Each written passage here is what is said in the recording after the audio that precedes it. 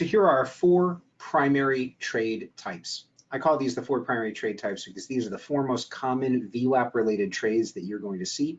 This is all intraday VWAP, but it will apply to multi-day VWAP when we get to that. The first thing I want you guys to notice about the four primary trade types are that type 1 and 2 are both of the trend variety. Trade type 3 and 4 are of the counter trend variety. So trade type 1 and 2 go together. Trade types 3 and 4 go together as well. Now, you'll also notice that in each grouping, there is a trade that occurs at the VWAP and a trade that occurs at the standard deviation band. In the same sense, down here for counter trend trades, we have one occurring at the VWAP and one occurring at the standard deviation band. Note that there are no trades that occur at the 2 deviation band. We are not trading back inward from the 2 deviation band back towards VWAP. I've found that a market that is actually at the 2 deviation band is almost equally likely to continue trending, because kind of like, how did it get there to the 2 deviation band other than most likely someone rapidly purchasing or selling that stock for a reason? And it's not a guarantee. It's not always going to continue. It's just simply that I don't teach any of my trade types with reference to the 2 deviation band. Trade type 1, which is called a test trade type, is one of the more simple ones, and I think one that we've all probably seen before. I'm going to draw a basic example over here on the side. Let's say we have a volume weighted average price, and price comes down to test the VWAP before rallying off of it. Now, obviously, just to be clear, we could also have a short trade setup mirroring that to the downside. But for right now, let's just stick with a long type 1. So a bounce off of a volume weighted average price.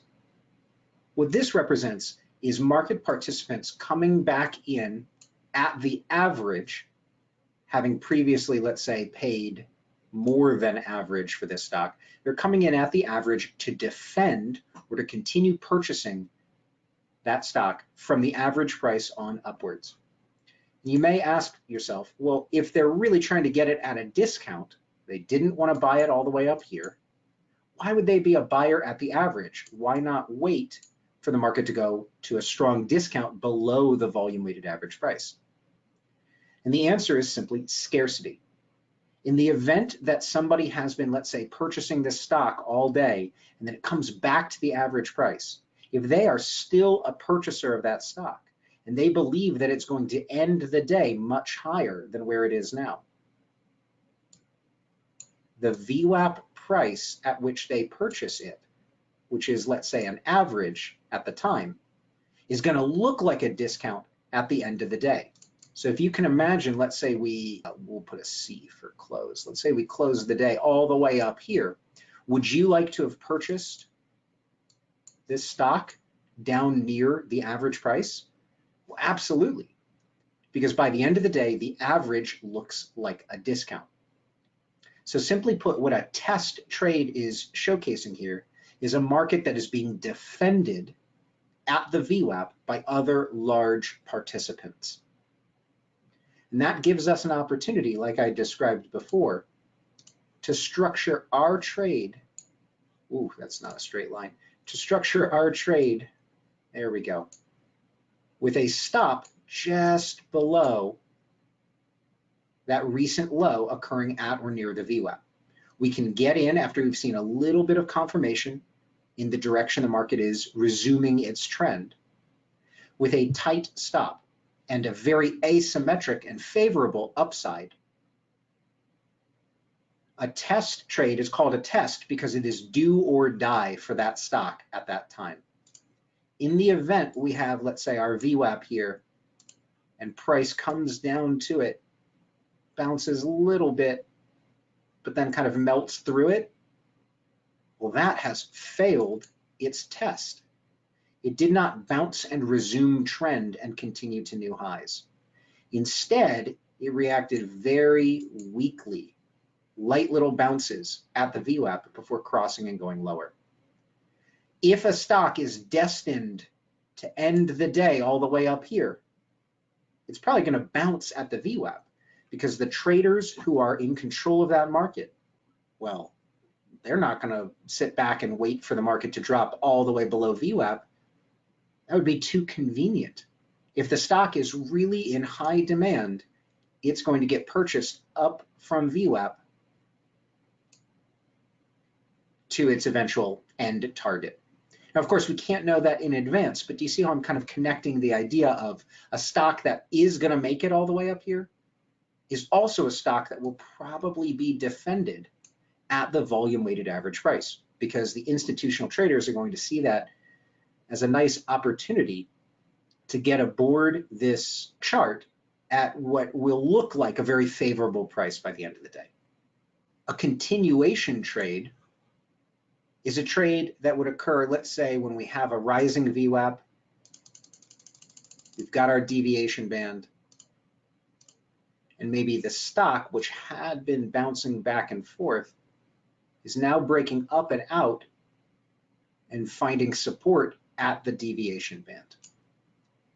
Notice it is tempting for traders to say, I will wait for it to pull all the way back to the VWAP and I'll take a type 1 trade if we bounce at the volume weighted average price again, because we've already done that twice in here, right? But why would a stock that has already bounced at the VWAP, it's already succeeded multiple times, and now is getting up into the fast lane, why would that stock retreat all the way back to the VWAP? Wouldn't that almost be too convenient for all the other traders? That'd be too easy. Do you see what I'm saying? It would almost encourage everyone to just simply wait for a reversion to the VWAP. Strong trades that break into the fast lane and then find support or further defense at the fast lane, that's another indicative action that the market is really trying to break in one direction or the other. You could think of the deviation band as like the new normal, the new VWAP support during an extended or heightened trend. Obviously, it's called a continuation trade because it's a continuation of an already established trend. A reversion trade, so the first of the two counter trend trades,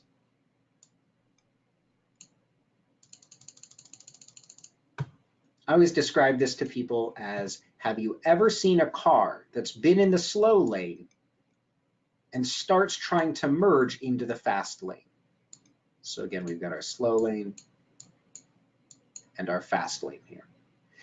But as the car comes into that lane, let's say there's a big truck in the way and they honk their horn, making the car swerve back into the slow lane. That's effectively what's happening with a counter trend reversion trade. What'll happen is we'll come up to the 1 deviation band or down to the -1 deviation band. And instead of being able to get into the fast lane, we're going to get strongly rejected there. We're going to get pushed back and away and down from that deviation band because the market is unwilling to break into the fast lane and therefore unwilling to really trend higher. This makes for a relatively safe pullback towards the volume weighted average price. Because if you remember the idea of magnetism, during a slow lane, we're more likely to get magnetic reversion or attraction back towards the VWAP. Whereas during a trending VWAP, getting up into the fast lane, that's where we tend to get magnetic repulsion and trend movement away from the VWAP. A reversion trade tends to have much smaller, let's say, expectations, if you will, for the profitability of the trade, because the target is really from the 1 deviation back to the VWAP. It is possible we will go even lower still, but you can't necessarily bank on that or make that part of your trading plan. A reversion trade is really only from the dev band back down towards the VWAP itself. And then finally, we have the last of the counter trend trades, across, type 4. Now this one trade type is particularly hard only because in the moment when we come back to the volume weighted average price, we don't know if it's going to bounce or if it's going to break through. So we don't know if it's a type 1 trade or a type 4 trade. Now, obviously, we're going to get some confirmation one way or the other. We're going to either see it start bouncing, more like a type 1 trade, or it's going to cross below and start maybe consolidating below, which would mean more of a type 4 trade. The key here is that for a type 4 trade, meaning when we actually cross the volume weighted average price, here, let's clean this up a little bit. We actually cross the volume weighted average price, what we expect to see is like a lightning bolt to the downside, because the cross of the volume weighted average price was pretty significant in showing that the market is no longer willing to live above its VWAP and is in fact crossing below the VWAP now.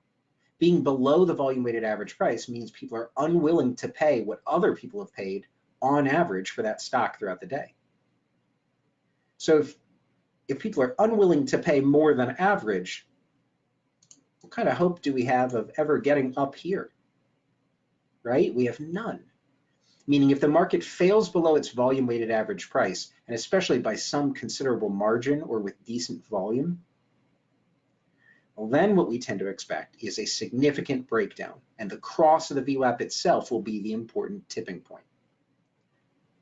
One thing I have observed is either during a strong cross, you will get a reversion back up to VWAP before the eventual move down. And this type 1 short may be significantly better than the initial type 4 cross. It'll be an easier trade for you to enter. However, there's no guarantee that it's going to give us a retest. It's actually very possible, let me draw this in as a hypothetical too, that we bounce off of VWAP multiple times, getting weaker with each time before we eventually break down. At that point, that is a very powerful type 4 trade, representing a kind of tipping point in balance between people who wanted to support and defend this stock and people who didn't. Right? The people who are no longer trying to support the stock seem to be winning. Right? They'd prefer it at lower and lower prices.